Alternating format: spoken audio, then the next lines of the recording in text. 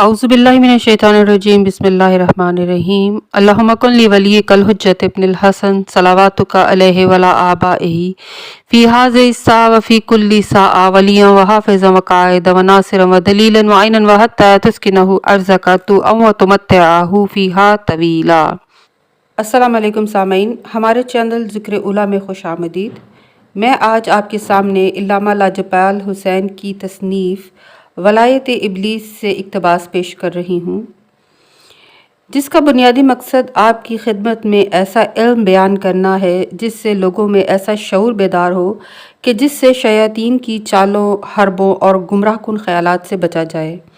अगर आप इस किताब का मुकम्मल मुताला करना चाहें तो इस किताब की PDF को हमारी वेबसाइट www.idarakhatamulauliya.com से फ्री इंस्टॉल कर सकते हैं। क्या हसद और गुरूर शिर्क के बराबर है? क्या शैतान हुब्बे दुनिया दिलों में डालता है? क्या रूह और बदन भी मौत का जायका चखेगा? नफ्स का इम्तिहान क्या है? शर और खैर क्या है? क्या शर का खालिक भी अल्लाह ही है? शैतान हसद का बीज बोता है। इमाम जाफर सादिक अलैहिस्सलाम फरमाते हैं कि शैतान अपने चेलों से कहता है कि इंसानों के दरमियान हसद और गरूर का बीज बो, इसलिए कि ये बुरी सिफ्त अल्लाह के नज़दीक शिर्क के बराबर है। इस हदीस से साबित हुआ कि इब्लीस, जिसको बवजह हसद और गरूर के अल्लाह ने अपनी बारगाह से निकाल दिया, अब वो तमाम इंसानों को हसद और गुरूर में मुब्तला करता है। इसीलिए ज़मीन पर पहला कत्ल जो काबील के हाथों से हुआ, उसकी वजह हसद था।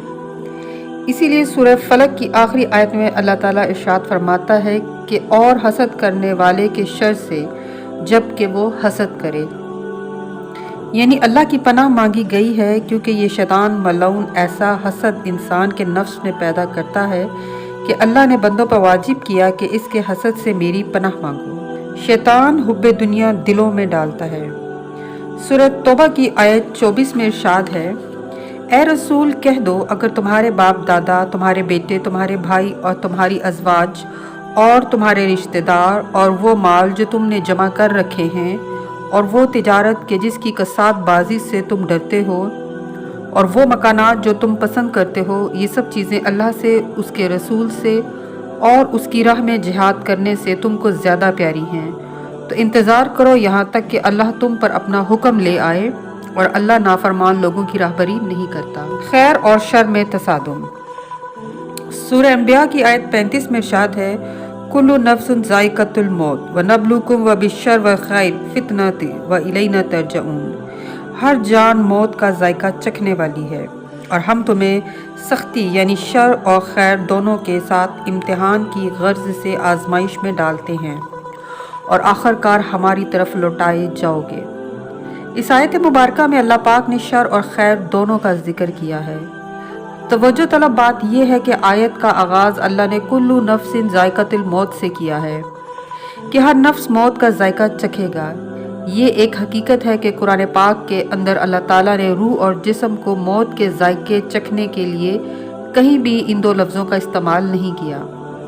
जहाँ मौत का जिक्र आया तो फरमाया कि नफ्स ही मौत का जायका चखेगा। हकीकत यह है कि सूरह शम्स में अल्लाह ताला फरमाता है कि मैंने नफ्स को कितना ठीक बनाया है और फिर इसको नेकी और बदी का इल्हाम किया।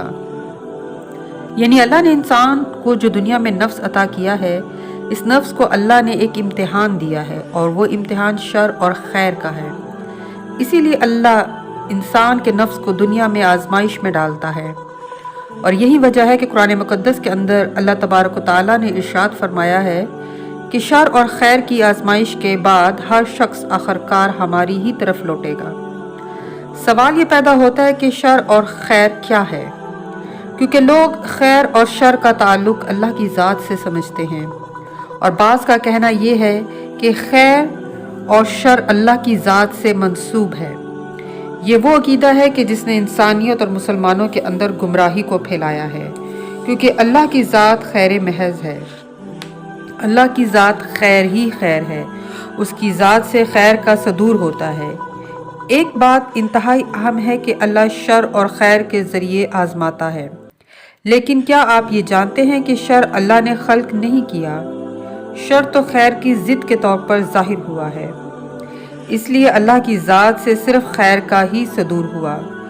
جہاں تک اللہ کی ذات کا تعلق ہے تو اپنی ذات سے اس نے جن انوار معصومین کو جدا فرمایا ہے وہ خیر مجسم ہیں، خیر حقیقی ہیں، اور حقیقت خیر کا وجود مبارک ہے جس نے خیر بن کر عالمین پر ظہور فرمایا۔ نفس کا تعلق کیفیات سے بھی ہوتا ہے، جیسے محبت، نفرت، غضب، رضا، حیا اور بہت ساری ایسی کیفیات ہیں کہ جو نفس کے اوپر طاری ہوتی ہیں۔ ان میں کچھ اچھی بھی ہیں اور کچھ بری بھی ہیں، لیکن اس آیت کے اندر اللہ نے نفس کی موت کے بعد فرمایا ہے کہ اللہ خیر اور شر کے ساتھ امتحان کی غرض سے آزمائش میں ڈالتے ہیں۔ آپ یہ مسلمہ نوٹ فرمائیے کہ کل شیء یرجع الی اصلہ، کہ ہر شے اپنے اصل کی طرف لوٹتی ہے، تم ہماری ہی طرف لوٹ کر آؤ گے۔